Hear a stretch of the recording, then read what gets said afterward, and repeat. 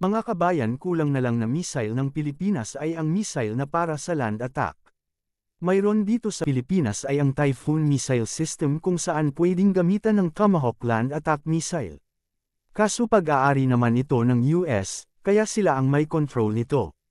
Anytime pwede nila alisin dito sa Pilipinas pag ginusto nila. Kaya ito may good news, dahil pagkatapos bilhin ng Pilipinas ang BrahMos anti-ship missile.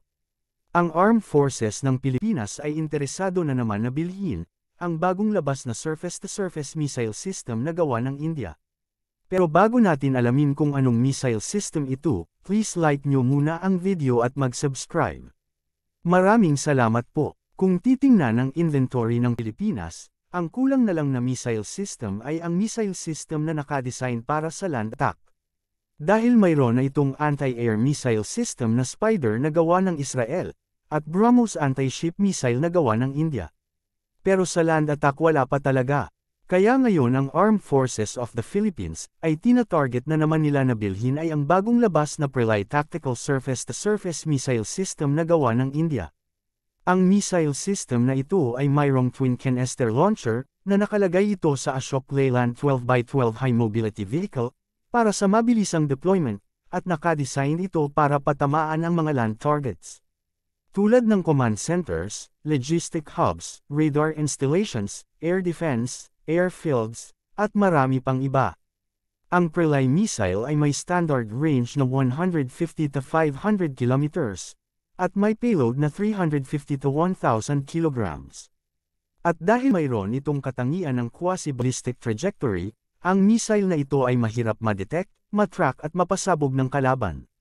Dahil kaya nitong magpalat ng kanyang daanan, or bumaba para iwasan ang mga air defense ng kalaban. Dahil ang India ay member ng Missile Technology Control Regime, or MOUNTER, kung saan may kasunduan ang mga member dito na, pinapayagan lamang na maka-export ng missile na may range na hindi hihigit ng 300 kilometers, at may payload na hindi hihigit ng 500 kilograms. Kaya ang India ay gumawa ng export version ng Prelay missile, na may range na 290 kilometers, at payload na 500 kilograms. Ang distansya ng artificial island ng China ay nasa 239 kilometers mula sa Palawan. Kaya ang range ng export version ng Prelay missile ay sapat na para abutin ang mga artificial island ng China sa West Philippine Sea. Ang kakayahan ng export version ng Prelay missile ay pareho lang sa standard version. Ang pinagkaiba lamang ay ang range at payload niya. Ang India ay umorder na ng 370 units ng Prelay missile system para sa kanilang Air Force at Army. Ang bansang Armenia naman ay nakaschedule din na bibili ng missile system na ito. Ang Pilipinas ay nagkaroon ng interest sa missile na ito para mapalakas ang kakayahan sa land attack.